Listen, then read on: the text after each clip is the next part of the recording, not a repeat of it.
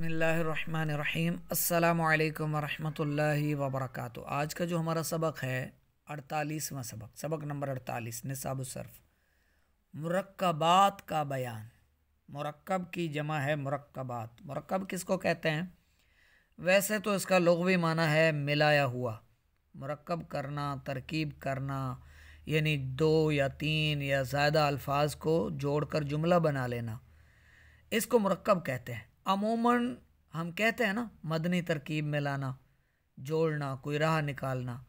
आपको दो तीन बातें उनकी सुनकर, इनकी सुनकर, उनको मिलाकर कोई एक राय कायम करना, कोई एक राय निकालना, मुत्तफ़िक कर लेना उन सबको, यानी कुछ इसकी मान, कुछ उसकी मान, कुछ इधर से बात, कुछ उधर से, इन सबको जोड़ बना करके कोई एक राह निकालना, तरकीब भी इसको कहते हैं। मुरक्कब से मुराद वो अस्माओ अफ़आल जो बैक वक्त हफ्त अक़साम में से दो मुख्तलिफ अक़साम से ताल्लुक़ रखते हों।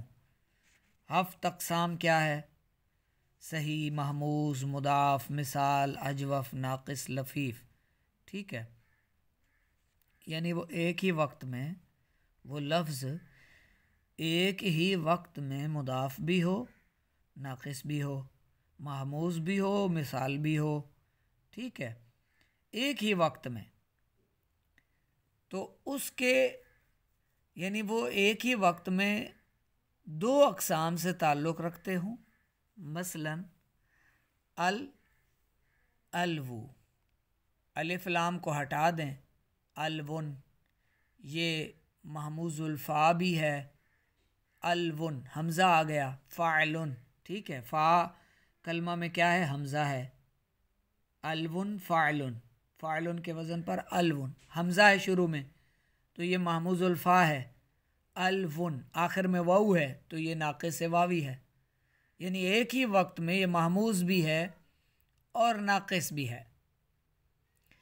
मुरक्कब की गर्दानों से पहले चंद अहम कवायद ज़िक्र किए जाते हैं, यानी पहले ये कुछ कायदे बयान करेंगे और फिर जो है आगे गर्दानें होंगी इनकी।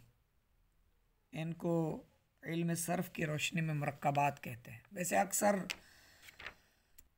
अक्सर लोग इसको खिचड़ी के बाब कहते हैं, इसको खिचड़ी का बाब। ठीक है, यानी खिचड़ी है, महमूज़ भी है, इसमें नाक़िस भी है, मुदाफ़ भी है, अजवफ़ भी है। सही है, यानी खिचड़ी के बाब हैं, खिचड़ी का बाब है मुरक्कबात का बयान। कायदा नंबर 1, ये थोड़ा सा मुश्किल है, लेकिन अगर आप कायदे हिफ्ज़ कर लें और पीछे से भी जो आपको समझाया गया वो भी आपको ज़हन नशीन है, तो फिर आपके लिए कोई मुश्किल नहीं है। लेकिन अगर आप समझते हैं बस किताब पर देखकर मैं हल कर लूँगा इबारत, तो फिर ये आपकी खाम ख्याली है। हाफिज़ तो इसका आपको बनना पड़ेगा। ये चीज़ें, ये कायदे, क़वानीन, ये आपको हिफ्ज़ करने हैं, जो पीछे भी हम पढ़ चुके हैं।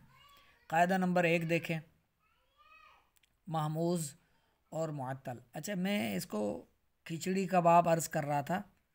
मसलन अलवु है ना, इसकी गर्दान आती है यलवु या अलू, इस तरह के जो है इसमें अल्फाज इस्तेमाल होते हैं।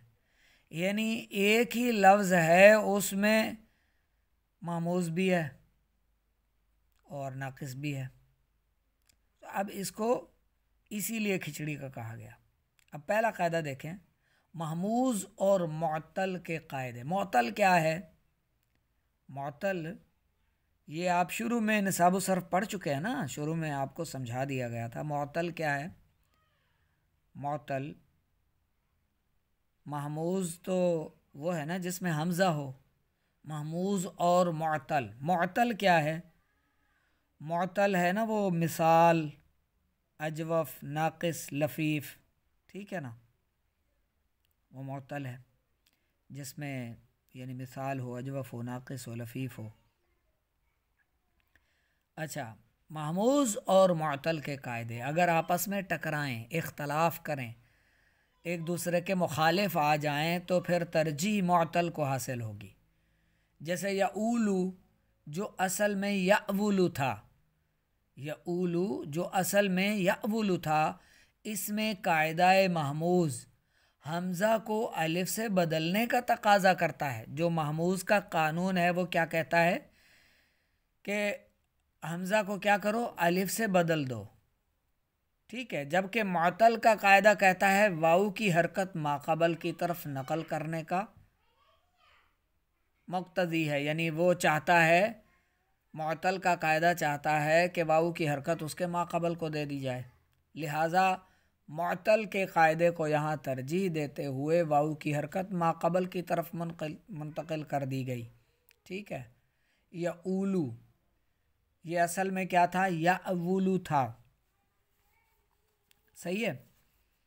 یا اولو سے کیا بن گیا، جب واؤ کی حرکت ماقبل کو ملی یا اولو سے یہ یا اولو ہو گیا. ٹھیک ہے. معطل کو ترجیح دی گئی، محموز کے قانون پر عمل نہ کیا گیا. قاعدہ نمبر 2، اگر محموز اور مضاف کے قوانین قاعدے آپس میں ایک دوسرے کے مخالف آ جائیں، ٹکرائیں، تو مضاف کو ترجیح دی جائے گی. پہلے کیا تھا، محموز اور معطل کے معاملے میں معطل کو ترجیح دی جائے گی، اور اگر محموز اور مضاف کے قواعد آپس میں ٹکرائیں تو مضاف کو ترجیح حاصل ہوگی. جیسے یأممو ہے، یأممو میں بجائے حمزہ کو الف سے بدلنے کے اول میم کی حرکت حمزہ کی طرف منتقل کر کے دونوں میموں کو ادغام کرتے ہوئے یأمو پڑھا جائے گا. ٹھیک ہے. یأممو کو یأمو، جو میم ہے نا اس کی جو پیش ہے وہ حمزہ کو دے دی جائے گی. صحیح ہے. پھر دونوں میموں کو آپس میں ادغام دے دیا جائے گا، تو یأممو سے یأمو پڑھا جائے گا. ٹھیک ہے. قاعدہ نمبر 3، اگر معطل اور مضاف کے قواعد آپس میں ٹکرائیں.